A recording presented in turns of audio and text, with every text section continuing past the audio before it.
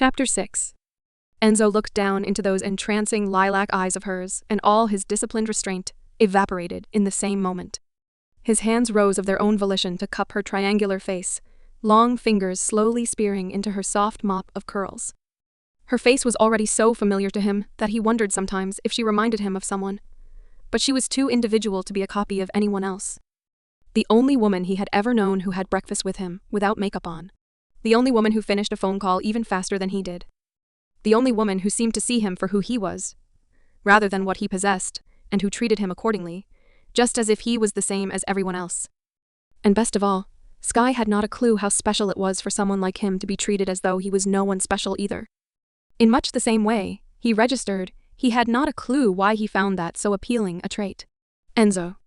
Sky urged, every fiber of her being tensely awaiting the slow descent of his lips onto hers, his lips brushing back and forth over hers, so gentle, so stimulating as he gathered her up off the table like a doll, and literally welded her to every muscular line of his long, hard body.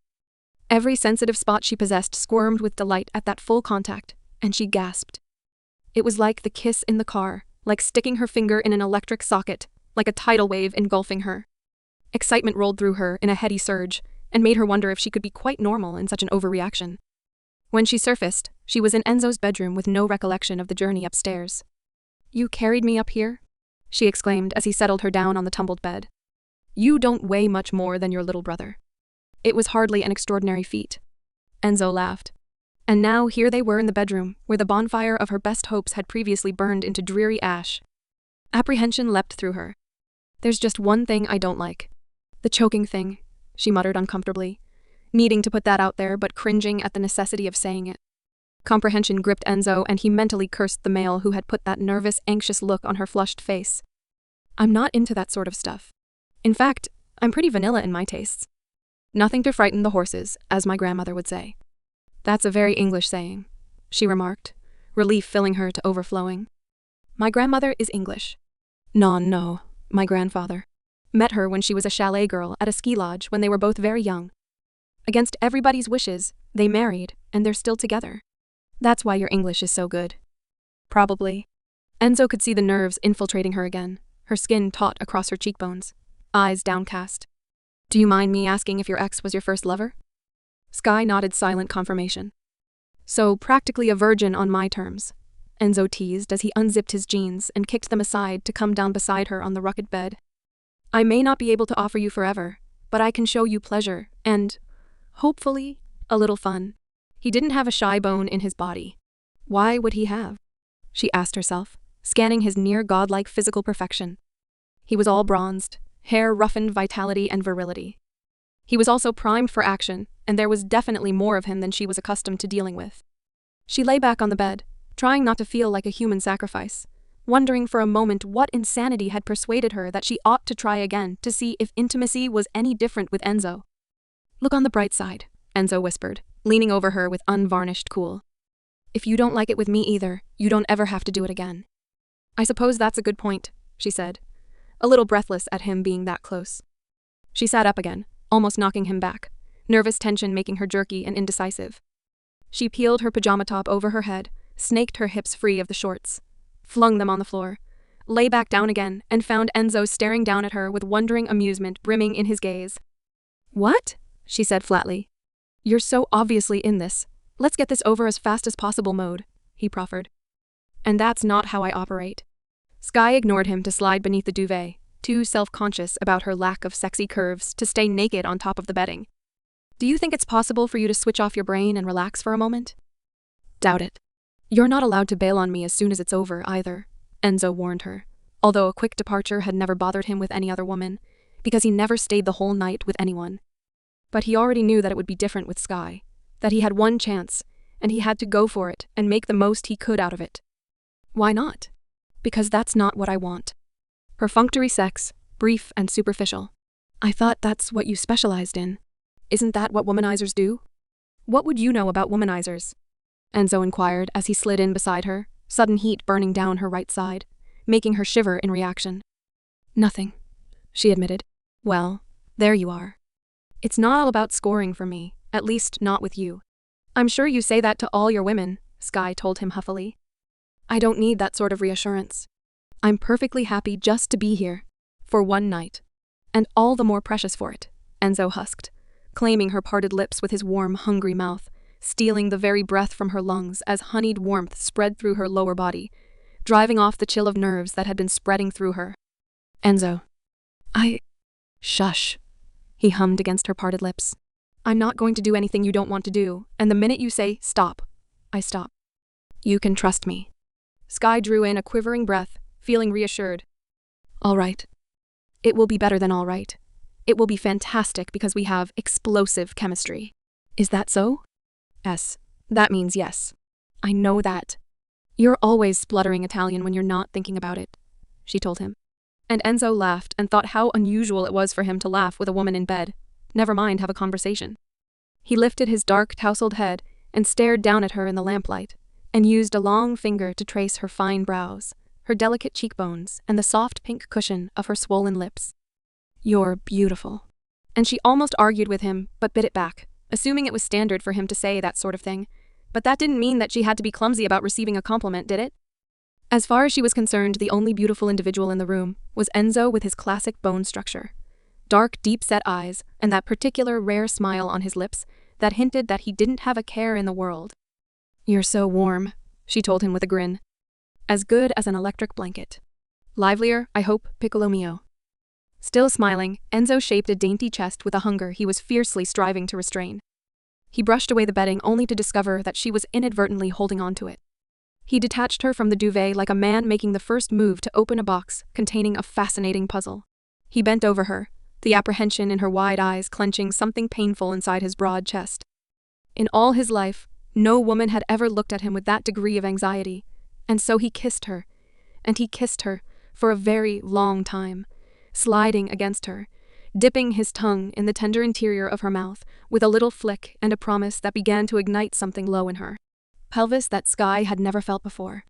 All sorts of unfamiliar sensations began to shimmy through Sky and demolish her tension, to replace it with a tension of a different type. She grew less worried about Enzo hurting or embarrassing her and more concerned with what he would do next, which, she dimly registered, was a lot healthier an attitude. Her fingers crept up over his stubbled jaw into his luxuriant black hair. It felt so good to finally touch him again, and so strange to realize that she who had come to detest physical contact with one man could be so different with another. Enzo stroked a taut, pink pebble while toying with its twin. He captured the swollen peak with his mouth and dallied there, teasing and sucking and tasting until the burst of warmth being created in Sky's pelvis rose into a flame, making her push her hips down into the mattress and writhe, unable to lie still. I want us both to enjoy this, piccolo mio, Enzo intoned, when Sky sent him a winging glance of impatience. It's not likely to be over in 5 minutes. I didn't say a word, she protested shakily. But Sky was stubborn for all her diminutive size, Enzo reckoned. It shone out of her character. She was the woman who had taken on her vulnerable siblings in spite of the reality that that weight and size of responsibility had made her life much more difficult. She was the woman irritated with him for paying for all the food in the kitchen, even while she was staying there with her little brother and sister. She was used to independence and hated relying on other people. Her hand ran down over his chest to skim a long, powerful thigh, and his mind went momentarily blank. He returned her hand concisely to the mattress. Tonight, it's my show. You're a control freak. No, I know I'm on trial and I need a clear head, Enzo countered, smooth as glass. I did not say you were on trial. But we both know I am, he replied unanswerably. As Sky compressed her lips, still struggling to control herself and her responses, Enzo kissed her again with passionate urgency, and why it was so important to hold the line then escaped her.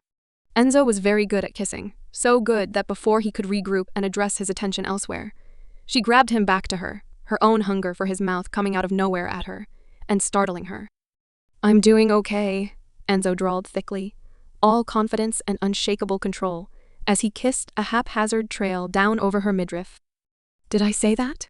In bed, your body speaks for you, Enzo purred, entirely preoccupied by her smooth, satiny, soft skin and every tiny, revealing twitch of her slender hips. Enzo. Sky had never indulged in that particular pursuit before, and her body's fiery reaction took her very much by surprise. Enzo was discovering sensitivities even she had not known she possessed. When he ran the tip of his tongue along the line of her inner thigh, She almost spontaneously combusted at the surge of heat that began to warm her up from the inside out.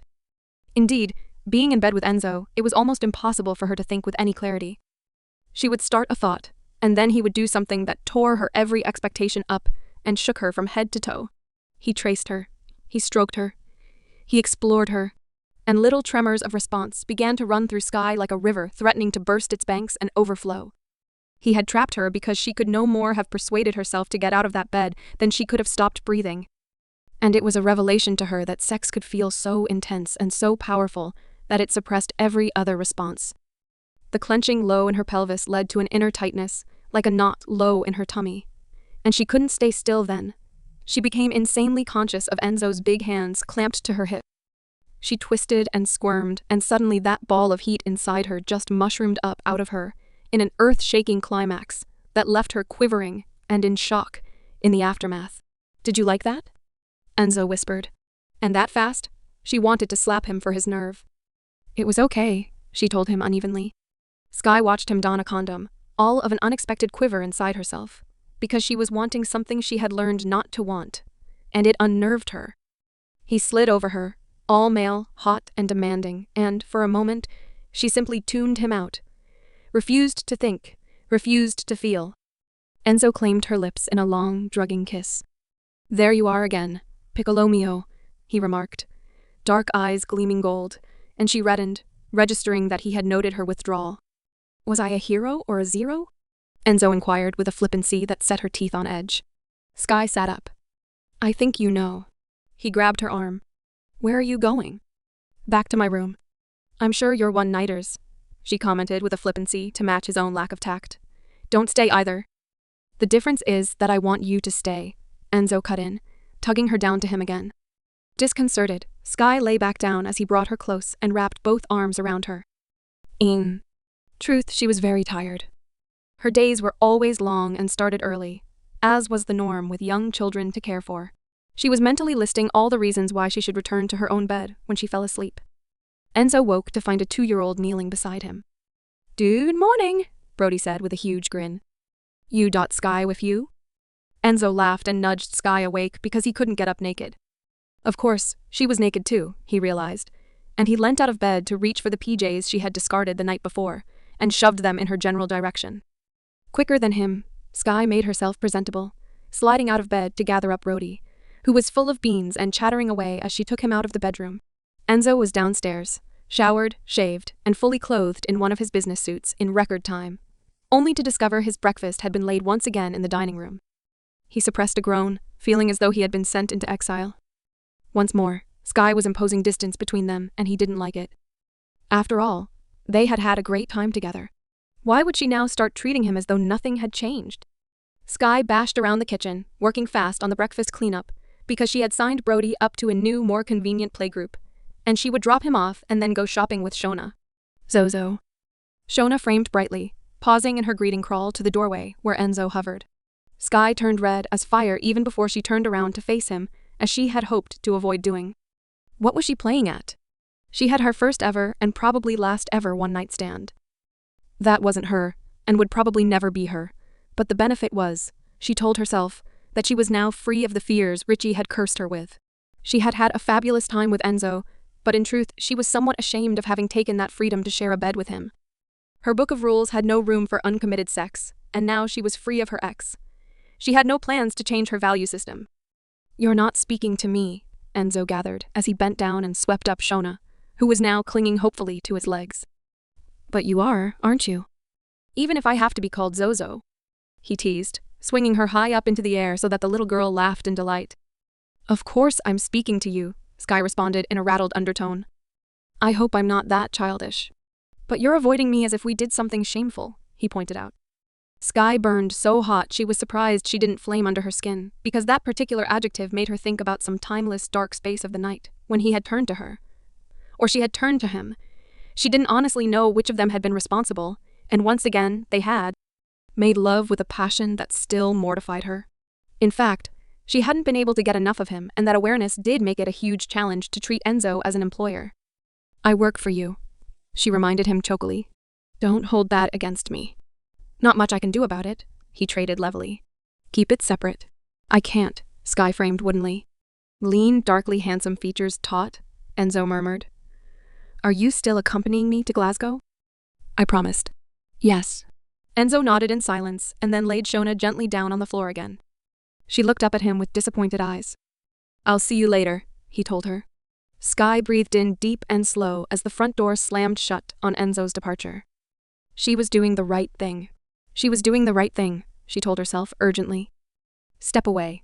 Pull back. Don't bounce into another relationship straight after the hard lesson that had been Richie, especially when the very word relationship might bring Enzo out in a cold sweat. But she should not even be thinking of him. She had to be stable and sensible for the children's sake, and for the foreseeable future that meant no men.